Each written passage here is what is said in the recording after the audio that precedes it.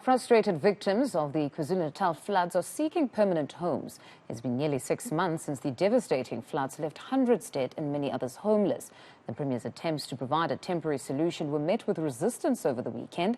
Families will be moved out of the community hall they've been living in to former student accommodation. eNCA's Nqobile Madlala has the latest. Good morning yet again, Nqobile. When we spoke a bit earlier, you were speaking to a political analyst who claims there is no political will to resolve the housing issue in KwaZulu-Natal, but we would love to hear from ordinary citizens now, the community members that are to be moved. What are they saying? A lot of them are just hopeful in terms of getting those houses up. They are hoping that under those 47 families banner that they will be, in fact, part of that number. So as we start this live, Mfundo, behind me you'll see just slightly, there's currently a meeting that is happening. We are in Tusong Hall, and that meeting that is currently happening is profiling the people that are seated down. There's some of those families that have been affected. They are hearing from Human Settlement as well as ANC, as well as the councillors, to hear what will be the way forward. We understand that they are going to be moving from here, but they're just going through that process. Then we'll only be able to speak to them immediately after. But joining me now is the councillor in Nqobile of the Ward 98. But councillor, if you could just perhaps explain to us, we understand that there's a profiling that is currently happening, but what does that entail? Well, this part of the profiling is a detailed profile of the families that have been affected by disaster, whom we kept at Ultra City, Shell Ultra City.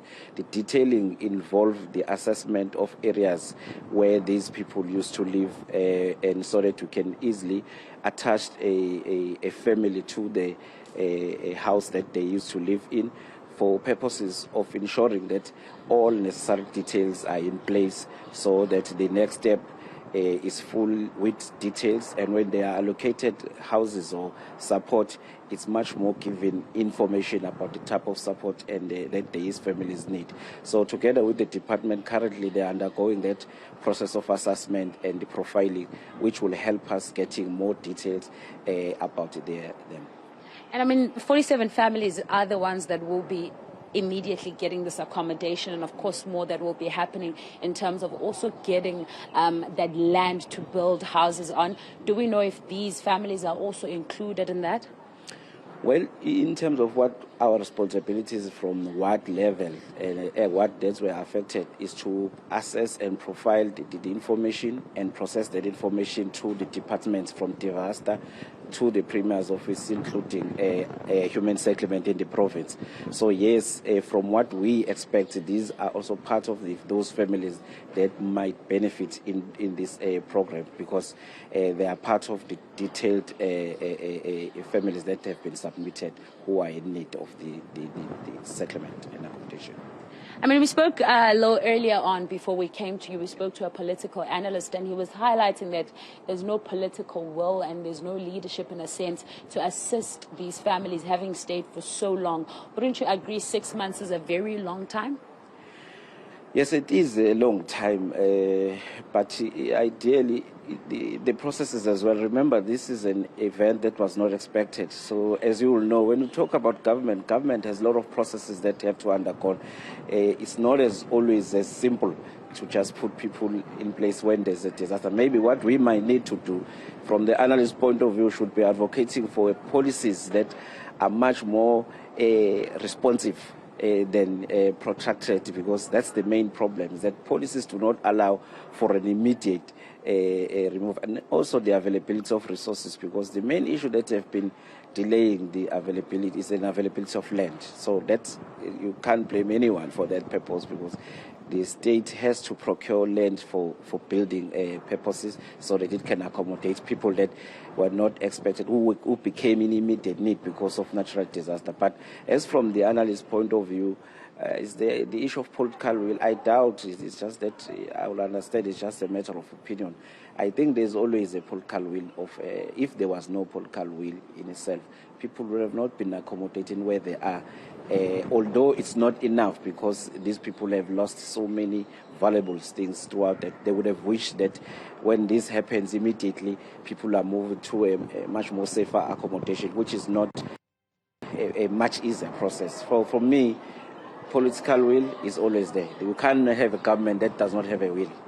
And I mean, now that we know that something like this has occurred, is there then a way of assisting? Should anything happen that is similar, can we say that the government has learned from this and now has different processes that will fast track a situation like this instead of having 6 months? I believe so, because there are committees that have been established at the level of at the provincial level and national level that are simply looking at this type of disaster that we suddenly have become accepted to. So I believe there are, as all necessary departments have been underlining, doing research so that we get more information about why have we become vulnerable to this type of disasters. Also learning about the policy instrument that need to be amended so that they help quickly. Even in through meetings that we have and issues that we usually have at council,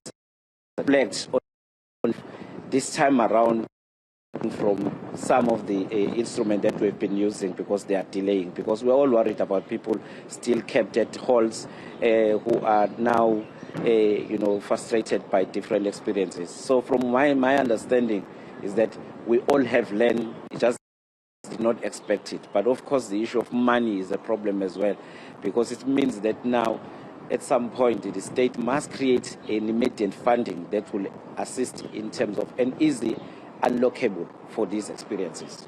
Lastly, so what is the process now? If you could briefly explain to us, once the meeting is done, what happens now?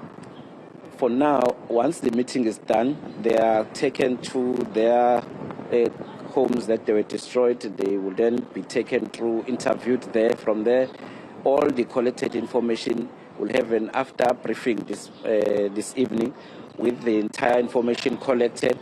We submit it to the provincial trust team so that it then process them. If it needs to do a follow-up verification for it, it's going to be done. But from what we expect, it will be now shorter a process where an intervention immediately will assist in terms of moving people from where they are now.